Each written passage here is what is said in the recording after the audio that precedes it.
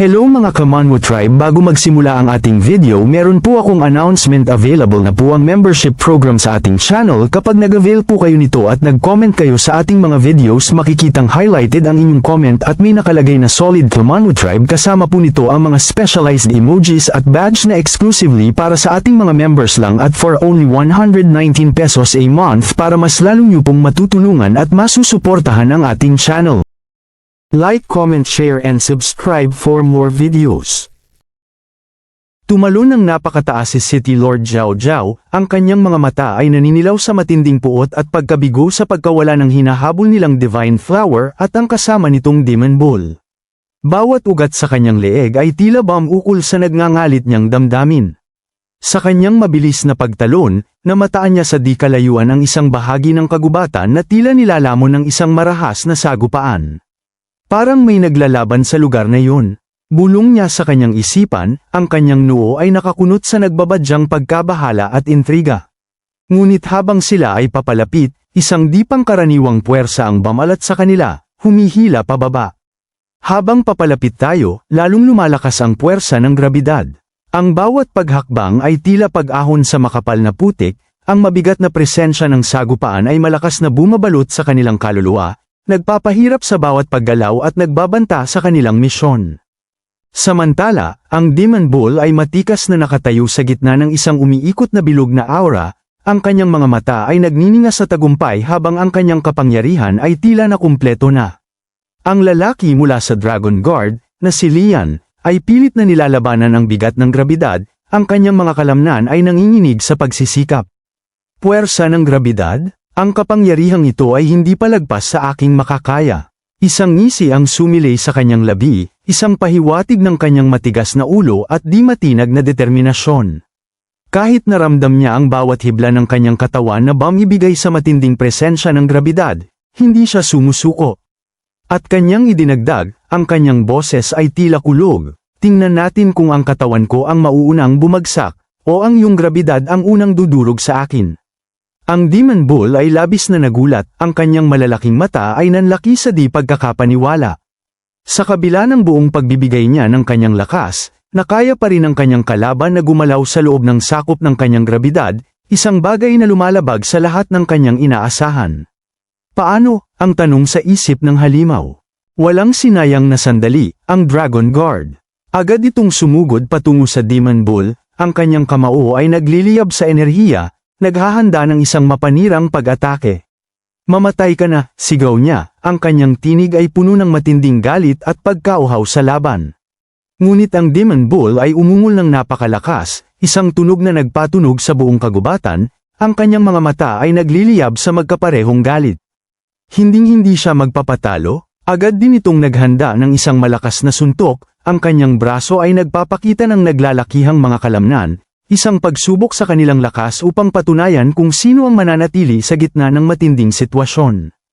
Ang kanilang atake ay tumama sa mukha ng bawat isa sa isang nakakabinging banggaan, na nagpakalat ng shockwave sa hangin. Sa pagtama, nanatiling matatag ang bawat isa, kinagat ang kanilang labi, tinanggap ang bawat sakit ng pagtama, sapagkat ang pagtamba ay tanging kahihiyan lang sa labanang ito. Sa lakas ng kanilang sagupaan, ang lupa sa kanilang kinatatayuan ay nabitak, gumawa ng malalalim na bitak at isang malakas na alon ng enerhiya na nagpayanig sa buong paligid. Ang Dragon Guard ay nasiyahan pa na makatagpo ng ganitong kalaban, ang kanyang puso ay pumipintig sa tuwa, sa wakas ay natagpuan ang kanyang katapat. Ang isang ngiti ay sumilay sa kanyang labi, puno ng hamon. Tama, mas masaya talagang gamitin ang aking mga kamao, bulong niya sa sarili, habang ang enerhiya ay lalong damaloy sa kanyang mga braso. Para labanan kayong mga halimaw. Ang kanyang mga mata ay nagliliyab sa labis na kagalakan sa paghaharap na ito. Ang Demon Bull ay ngumiwi na lang ang mga labi, walang tugon sa mga pinagsasabi nito. Tila ba ay hindi niya pinapansin ang pagyayabang ng kalaban, subalit ang kanyang panloob na galit ay kumukulo. Mayabang na mortal, ipapakita ko sa iyo ang tunay na lakas. At isang iglap matapos ang banggaan, ginamit ng Lian ang kanyang kakayahan na tinatawag na Supreme Ruler, na tila ba ang spesyalidad nito ay ang paglaban talaga ng malapitan gamit ang kanyang nagliliyab na kamao, nagpapakita ng kanyang kahusayan at pagkahumaling sa pisikal na pakikipaglaban. Umatake ito ng napakabilis sa Demon Bull, nagpaulan ng napakaraming kamao na may kasamang nagliliyab na enerhiya, na parang rumaragasa na bagyo. Heavy Mechanoid Fist, ang isinigaw niya, ang kanyang boses ay umalingaw-ngaw sa kagubatan. Ang sunod-sunod na pag-atake nito ay nagdulot ng makapal na alikabok na tumabon sa Demon Bull, halos hindi na makita ang anumang bagay. Agad itong natawa, ang kanyang pagtawa ay puno ng pagmamayabang, sa pag-aakala na tapos na ang laban dahil sa walang tugon ng Demon Bull sa kanyang pag-atake. Hahaha, ang lakas mo ay hindi sapat para tapatan ako. Ang isang katulad mo ay walang panama sa akin. Ngunit ang kanyang pagmamayabang ay hindi na niya natapos. Sa isang iglap, mula sa makapal na alikabok, isang naglalakihang kamao ang biglang lumabas, na parang kidlat, at tumama sa mukha ng Dragon Guard, na nagdulot ng biglaang pagtahimik nito, ang kanyang pagtawa ay napalitan ng pagkabigla at matinding sakit. Makikita ang ginawang pag-atake ng Demon Bull, ang kanyang mukha ay galit na galit sa pagmamayabang ng taong ito, ang kanyang mga mata ay nagliliyab na parang mga baga sa apoy. Manggahas kang maliitin ako, mortal? Sumigaw ito ng malakas, isang umuungol na tunog na nagpayanig sa kalaliman ng gubat, nagpapakita ng labis na puot. At hindi pa doon natapos ang kanyang atake para sa Dragon Guard. Sinundan pa ito ng isa pang napakalakas na suntok, ang kanyang braso ay tila isang malaking haligi ng enerhiya. Ang suntok na ito ay nagpatama sa Dragon Guard ng direkta sa kalupaan, nagdulot ng malalim na bunganga. Sa pagtama ng kanyang katawan, ang lupa ay agad na nabitak, gumawa ng malakas na bugso ng hangin na nagpayanig sa mga puno at nagkalat ng mga durog na bato. Isang patunay ng matinding lakas ng Demon Bull at ang galit na kumukulo sa kanyang dibdib. Sa kabilang banda, ang isa pang Dragon Guard, si Jian, na gumagamit ng pana, ay hindi nakatiis sa pangyayaring nagaganap.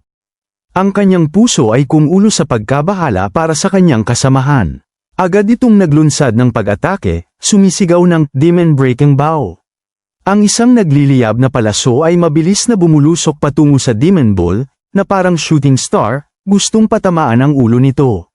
Ngunit sa isang iglap, sa mabilis na reaksyon ng Demon Bull, agad nitong nasangga at nahawakan ng kanyang kamay ang nagliliyab na palaso, tila ba isang ordinaryong sanga lamang. Ganyan lang ba ang ibibigay ninyo? Isip ng Demon Bull. Sa kabila ng kanyang pagsangga sa atake, ang Demon Bull ay hindi naiwasan ang pag-atres sa lakas at biglaan nitong pagtama, isang pahiwatig na malakas din ang kanyang kalaban at nagkaroon ito ng epekto, kahit kaunti. Sa kanyang likuran, isa pang Dragon Guard, na may espada, ang sumulpot, naglulunsad ng patagang pag-atake sa pagiging abala ng Demon Bull mula sa pagpigil ng palaso. Ito ay di inaasahan ng Demon Bull sa pangalawang pagkakataon, ang mga patagang pag-atake ay nakalusot sa kanya. Ang estratehiya na ito ay napaka-epektibo sa paglikha ng pagkalito at paghina ng depensa ng kalaban.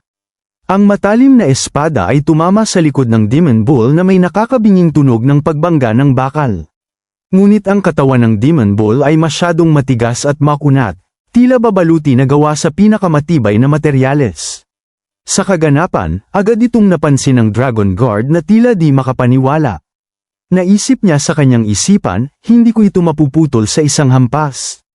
Ang tanong ay sumisid sa kanyang isipan, puno ng pagkabigla at pagkabahala sa kakaibang tibay ng kalaban.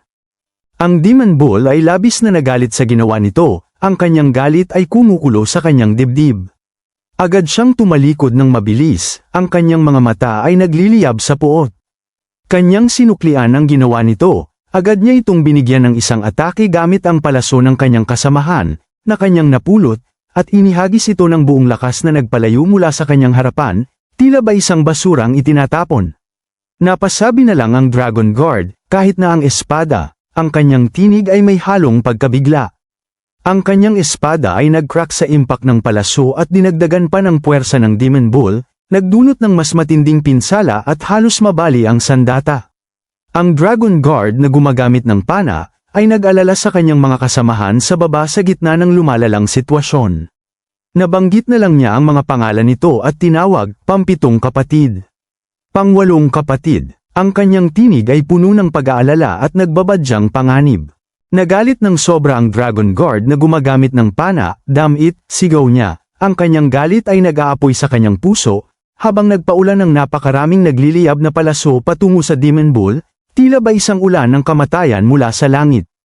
Ang Demon Bull ay labis na nagulat, ang pag-ulan ng napakaraming palaso ay kanyang di inaasahan, ang kanyang depensa ay nabigla sa dami. Ito ay tumama ng direkta sa kanyang kinatatayuan, at nagdulot ng labis na pagkasira. Ang lupa ay gumuho, isang malaking bunganga ang nabuo sa gitna ng gubat, at ang makapal na usok at alikabok ay bumalat sa buong paligid, nagpatunay sa matinding kapangyarihan ng atake.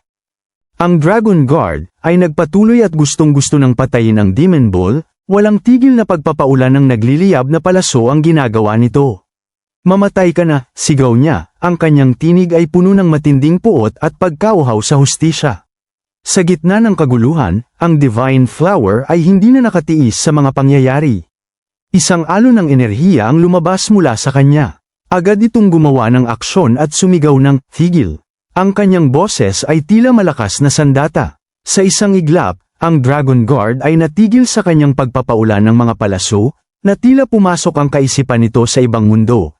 Ang kanyang mga mata ay nanlabo, at ang kanyang mga galaw ay bumagal, na tila ba may di nakikitang puwersa ang nagpapatigil sa kanyang matinding galit. Sa kabila nito, ang kakayahan ng Divine Flower na kontrolin ng iba ay hindi gumana ng buo. Sa kanyang pagkagulat, ang kanyang ekspresyon ay napalitan ng pag-aalala. Kanya na lang nasambit, hindi gumagana, hindi ko siya makontrol. Ang kanyang isip ay nagpatakbo ng mabilis, bakit? Ano ang kakaiba sa kanya? At tanging, mental suppression lang ang kaya kong ipataw sa kanya. Ang kanyang tinig ay may halong pagkabigo at pagkadismaya. Sa nakita ng isa pang Dragon Guard, ang pagkilos ng Divine Flower, nagtatangka itong pumunta at atakihin ng Divine Flower habang nagsasalita, "Sampin ang bulaklak ng Diyos na yan." Ang kanyang mukha ay puno ng galit sa pagsubok na kontrolin sila. Ngunit ang pagtatangka niyang gawin ay hindi mangyayari. Sa isang biglaan at mabilis na pagkilos, ang Demon Bull ay sumulpot sa kanyang harapan. Naglulunsad ng isang pag-atake gamit ang napakalaking palakol nito, handang durugin ang kanyang kalaban, ang kanyang mga mata ay nagniningas sa pagprotekta sa Divine Flower. "Kahit mamatay ako, isasama kita sa akin." Sumigaw ang Demon Bull ng napakalakas, isang ungol na nagpagulat sa Dragon Guard, at nagpayanig sa buong kapaligiran. Ang kanyang determinasyon ay matatag, handang tapusin ang misyon na inata sa kanya, kahit na ang kapalit nito ay kamatayan. "Hindi ko hahayaang mahawakan nila ang Divine Flower," ang pag-iisip niya. Damn it, nasambit na lang ng Dragon Guard sa paparating na buong lakas na pag-atake ng Demon Bull, ang kanyang mga mata ay nanlaki sa pagkabigla. Sa pagtama ng atake ng Demon Bull, ang lupa ay nawasak, isang malaking butas ang nabuo na tila ba nilamon ng kadiliman, at ang makapal na alikabok at mga debris ay kumalat sa buong paligid, nagpinta ng larawan ng matinding labanan. Sa kabila ng matinding atake, tila walang nataman ang pag-atake, ang Dragon Guard ay nakaligtas sa muntikan ng kamatayan, mabilis na nakailag sa huling sandali. Ang tatlong Dragon Guard ay nakaligtas, muling nakatayo at nakabalik sa kanilang mga kasamahan, habang nakatingin sa Demon Bull mula sa itaas, ang kanilang mga mukha ay puno ng pagkabahala at pagtataka. Habang ang pinsala sa nakaraang mga atake na natanggap ay dama pa rin sa kanilang mga katawan, ang kanilang mga galaw ay nagpapahiwatig ng pagod, subalit ang kanilang determinasyon ay nanatili, handang ipagpatuloy ang laban. Ang Dragon Guard na pinakamalakas, ay masamang nakatingin habang nagtataka sa lakas ng Demon Bull sa kabila ng pareho nilang antas. Ang halimaw na toroong ito ay talagang nakakatakot, bulong niya sa kanyang isipan, ang kanyang noo ay nakakunot sa pagkalito. Isa lamang itong transcendent pangalawang antas, at gayon pa man ay kapantay na ito ng tatlo sa atin. Isang malalim na pag-iisip ang bumalat sa kanya. Tinamaan ito ng hiwa sa likod. Tiyak na nahihirapan na itong tumayo. Ito na ba ang katapusan niya? Umaasa siya sa mabilis na pagtatapos ng laban. Ngunit sa kabila ng kanyang pagmumuni-muni, ang mga halimaw na kanina pa humabol sa Demon Bull ay nakarating na sa kanilang kinaroroonan, ang kanilang mga ugong ay bumalot sa buong gubat. Ang kaganapan na ito ay lalong nagpagulo sa sitwasyon, na tila ba ay may karagdagang panganib na sumulpot, nagpapalala sa komplikadong labanan. "Hindi ito maganda, nakahabol na sila," sinabi ng Dragon Guard, ang kanyang boses ay may halong pagkabahala, habang ang mga naglalakihang halimaw ay lumitaw sa kanilang paningin. Ang inaasahan nilang pagkapanalo at pagtatapos ng laban ay mukhang hindi pa ang tamang panahon sa pagsulpot ng mga naglalakihan at napakaraming halimaw na handang sumalakay. Sila City Lord Zhao Zhao at Taba ay nakahabol na rin, ang kanilang mga mata ay naghahanap sa Divine Flower. Agad itong sinabi sa kanyang kasama, nahabol na rin sila sa wakas. Ang kanyang boses ay puno ng pagmamadali. Bilisan, agawin ang bulaklak ng Diyos at umalis na dito. Ang mga halimaw ay umungol ng napakalakas, ang kanilang mga mata ay nagliliyab sa pagkauhaw, handang-handa sa pagsugod para makuha ang lakas sa paggamit ng Divine Flower, at lumikha ng isang bagong kaguluhan sa labanan. Sa isang iglap, may isang bumubulusok na apoy na enerhiya ang bumagsak na parang isang bulalakaw sa lakas at isang kidlat sa bilis, nagdulot ng nakakabinging pagsabog. Ang lahat ay nabigla sa biglaang pangyayari. Ang Dragon Guard ay mabilis na nakailag mula sa pagtama ng apoy, napasabi na lang itong mga apoy. Tila ba alam niya kung saan nagmula ang pag-ataking yun, ang kanyang mga mata ay nanlaki sa pagkabigla. Sa malakas na apoy na bumagsak sa lupa, sa paghupa nito, ang Nine-Tails Fox ay lumabas mula sa usok. Ang kanyang mga mata ay matinding nakatitig sa mga kalaban, ang kanyang aura ay nagpapakita ng matinding kapangyarihan.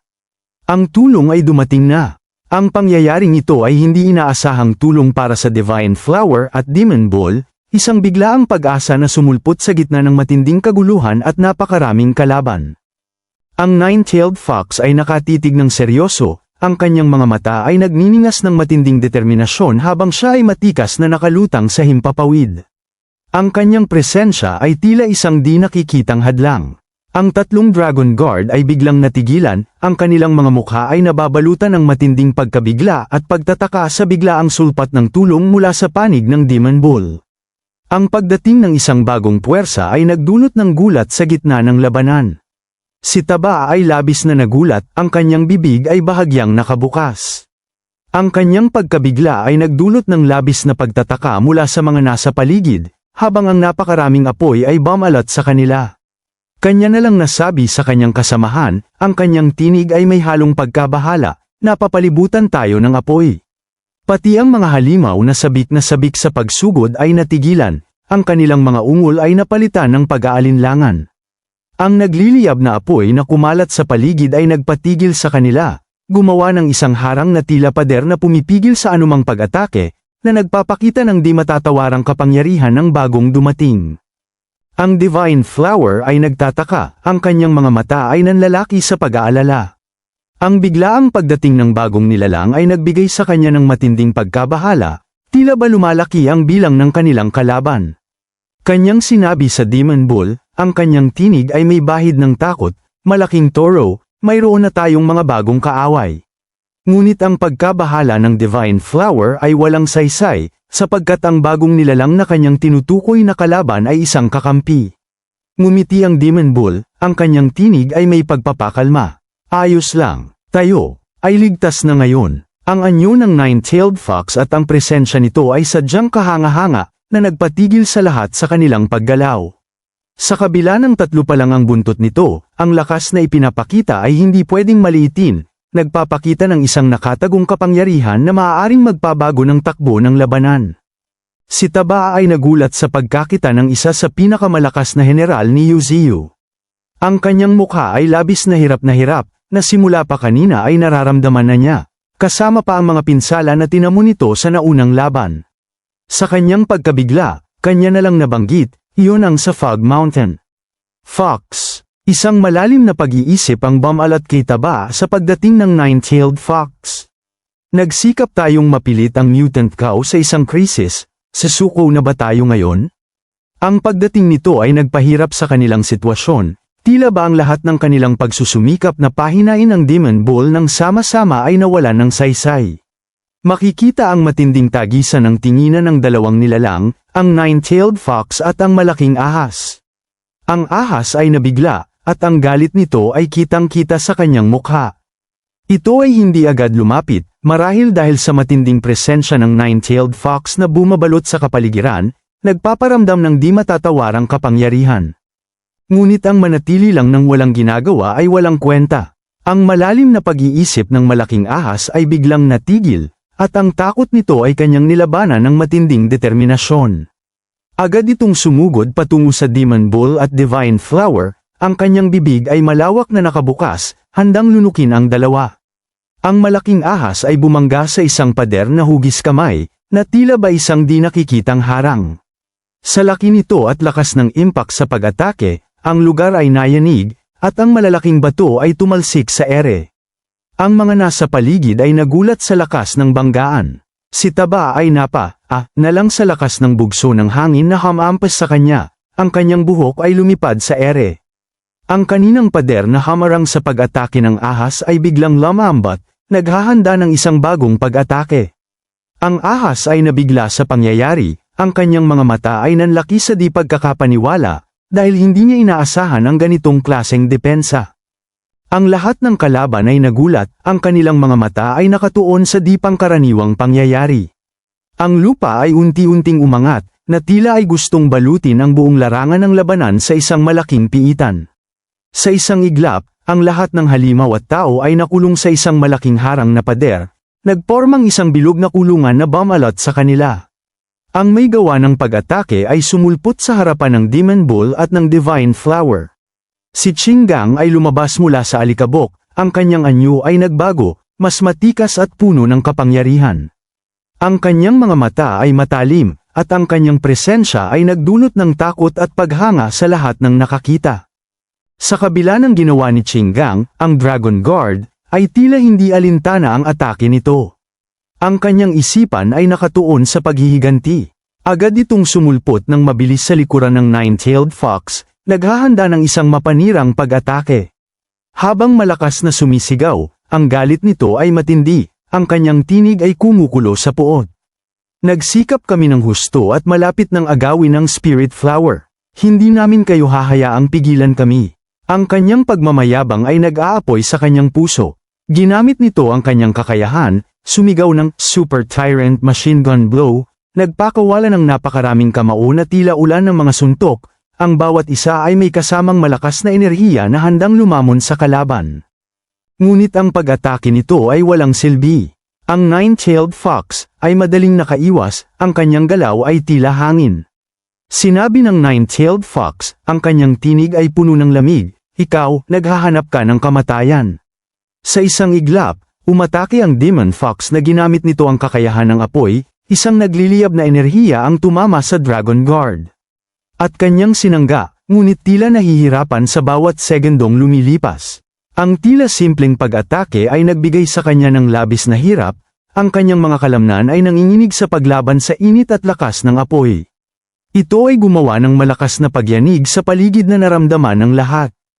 Ang dalawa, si City Lord Zhao Zhao at si Taba, ay hindi na nakagalaw sa kanilang kinaroroonan, ang kanilang mga mata ay nanlaki sa pagkamangha at takot.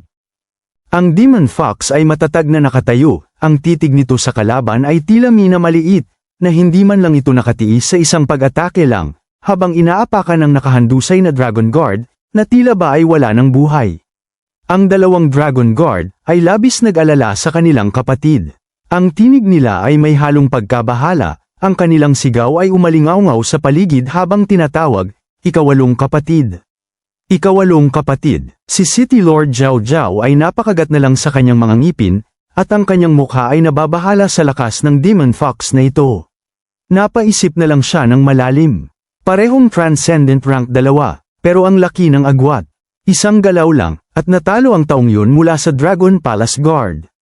Ang pag-iisip na ito ay nagdulot ng malamig na takot sa kanyang puso. Si Taba ay tila nakakita mula sa itaas, ang kanyang pagkagulat ay bigla niyang tinawag ang City Lord at tinuro ang kung ano ang meron sa taas, ang kanyang tinig ay may pagmamadali. Zhao Zhao, tingnan mo, mas maraming halimaw pa ang paparating. Sa kabila ng kanyang pagkabigla, ipinakita rin ng mga bagong dating, ang White Tiger at si Thorn, ang bagong sasali sa labanan, na ang kanilang presensya ay nagdulot ng pagyanig sa buong kapaligiran. Ang Divine Flower ay nabigla, hindi niya inaasahan na ang Misty Mountains ay maraming tinatagong malalakas na kaalyado. Sa kanyang pagtataka, agad niyang tinanong ang Demon Bull at sinabing, Malaking Toro, mga kaibigan niyo ba ang mga halimaw na yan? Ang kanyang mga mata ay nanlaki sa pagkamangha. Napakalakas ng spiritual energy nila. Ang pagdating ng mga karagdagang puwersa ay nagdulot ng pagbabago sa takbo ng labanan. Sa kabilang banda, ang Panda Cub na hindi makalipad at ang Arctic Ice Bear ay pagod na sa paghabol, ang kanilang mga paghinga ay mabigat. Hindi pa man sila nakakarating sa gitna ng labanan, nasabi na lang ng Panda Cub habang hinihingal at nakahiga, hindi na ako makahabol. Sinabi naman ng Ice Bear habang nakalabas ang dila sa pagkapagod, hindi talaga ako makaabot. At tinanong ng Panda Cub, ang kanyang tinig ay may pagtataka, bakit ka humihinto sa gitna ng labanan? Samantala, ang eksena ay nalipat kay Taba. Ang kanyang mukha ay biglang namula, ang pagod ay nawala, at tila ba ay nabighani sa isang nilalang na kanyang nakita. Sa kabila nito, ang tinitignan pala ni Taba ay si Thorn, habang si Thorn naman ay walang reaksyon sa pagkabighani ni Taba sa kanya, nananatiling seryoso at nakatuon sa labanan. Ngunit ang White Tiger ay napansin ang nakakakilabot na pagtingin ni Taba kay Thorn. Ang mukha ng White Tiger ay nadismaya sa lalaking ito, ang kanyang mga mata ay nag-aapoy sa galit. Anong klaseng pagtingin yan? Sa walang tigil na pagtingin ni Taba kay Thorn at sa pagkabighani nito, ang White Tiger ay hindi na napigilan ng pagkadismaya sa nakakakilabot na pagnanasa nito. Agad itong lumaki, ang kanyang anyo ay naging mas kahanga-hanga at sumigaw ng napakalakas. Ang sigaw nito ay umalingaw sa paligid, isang nakakabinging ugong na naglalayong takutin si Taba. Kasabay ng pagsigaw nito, agad na umatake ang White Tiger gamit ang matatalas nitong kuko, ang bawat isa ay tila punyal. Ang mukha ni Taba ay kumunat, ang kanyang mga ngipin ay nagkiskisan sa hirap ng pagdepensa sa atake. Kanya na lang nasabi, bakit bigla kang sumusugod sa akin? Ang kanyang tinig ay may halong pagkalito at pagkabigla. Habang ang mga mata nito ay nanlilisik at nagliliyab ng asul na apoy, sinabi ng White Tiger, "Bilisan. Pumunta sa tabi ng Master. Kung hindi, lahat tayo ay mamamatay." Ang tila tanga na White Tiger na ito ay kung ano-ano ang pinagsasabi. Kahit si Kamanhua Tribe ay nalito, hahaha, ito nga lang pala ang alam na bigkasan ng White Tiger dahil sa kanyang limitadong kakayahan sa wika. Nagtaka naman si Taba kung ano ang sinasabi nito, ay hindi niya maintindihan. Siya ay naguguluhan, sinabi niya sa White Tiger, ano ang sinasabi mo? Ang kanyang mga salita ay nagpapahiwatig na hindi niya maintindihan ang pinapanto nito. Si Taba ay hindi nakatiis sa lakas ng puwersa ng atake. Agad itong tumalsik, napasigaw ng sa sakit at pagkabigla. Ang pangyayaring ito ay hindi inaasahan, ang White Tiger ay nasa Transcendent Level 1 lamang, samantala si Taba ay nasa ikalawang antas ng Transcendent, isang malaking pagkakaiba sa antas na dapat ay hindi magaganap. Sa kabilang banda, gamit ang kanyang kakayahan, agad na tumalon si City Lord Zhao Zhao para maglunsad ng pag-atake kay Thorn, ang kanyang mga galaw ay mabilis at walang takot. Samantala, si Thor naman ay hindi alintana ang mga ito, nakatitig lang ng matindi sa City Lord, ang kanyang mga mata ay nanlilisik sa paghahanda. Agad na pinasugod ng City Lord ang kanyang mga Hell Serpent, ang kanyang mukha ay puno ng galit at determinasyon, ang bawat isa ay naglalabas ng nakakapasong usok at init. Sa kabila nito, si Thorn ay hindi magpapahuli. Naglunsad rin siya ng pag-atake gamit ang kanyang mga baging na tila mga higanteng ahas. Mabilis na lumabas mula sa lupa, handang tapatan ng atake ng City Lord, na nagpapakita ng kanyang sariling kapangyarihan at kahandaan sa laban. Ang banggaan ng kanilang atake ay nagdulot ng malakas na pagsabog ng enerhiya, na nagdulot ng malakas na bugso ng hangin na humampas sa buong kapaligiran. Ang mga puno ay yumuko, at ang lupa ay niyanig. Habang ang Dragon Guard ay biglang sumulpot sa harapan, umatake na rin sa Nine-Tailed Fox upang ipaghiganti ang kanilang kapatid. Gumawa ito ng espada mula sa enerhiya, isang nagliliyab na talam na handang hatiin ang Demon Fox. Ngunit ang mabilis na reaksyon ng Demon Fox ay napakabilis, tila ba ay gumagalaw sa ibang dimensyon. Ang pag-atake ay tumama sa lupa, na tila napakabagal ng galaw nito para sa Demon Fox, na nagpapahiwatig ng malaking agwat sa kanilang bilis at abilidad.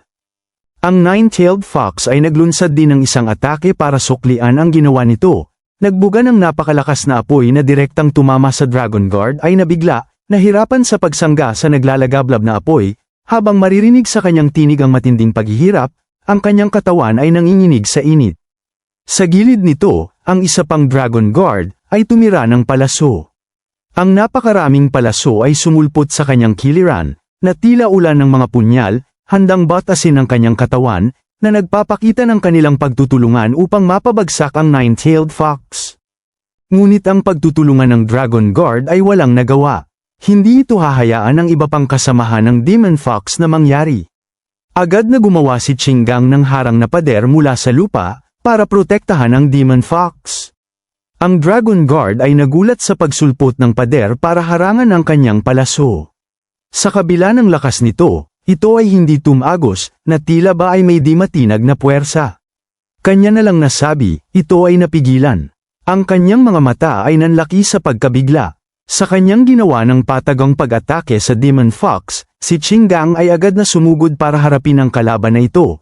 Ang lupa ay unti-unting umaangat sa kanyang paligid, handang gamitin ang kanyang kapangyarihan upang sugpuin ang anumang banta. Si Qinggang ay biglang sumulpot sa kanyang harapan sa bago nitong anyo, habang galit na nakatitig sa Dragon Guard at sinabing, ang iyong kalaban ay ako. Ang kanyang boses ay umalingaw-ngaw sa buong larangan ng labanan. Sa kabilang bahagi ng kabundukan, makikita ang Panda Cub na pagod, mukhang matatapos na lang ang labanan na hindi pa rin ito makakarating. Makikita ang paggapang nito habang sinasabi na, kailangan kong magmadali. Pero, tapos na kaya sila maglaban? Kung umaasa lang ako sa kanila, hindi yan gagana. Nagwawakas na ang episode na ito. Ha. Ang kanyang mga salita ay may halong pagkabigo at pagkadismaya, na tila ba ay nawawalan na ng pag-asa na makasali sa labanan. Like, comment, share and subscribe for more videos.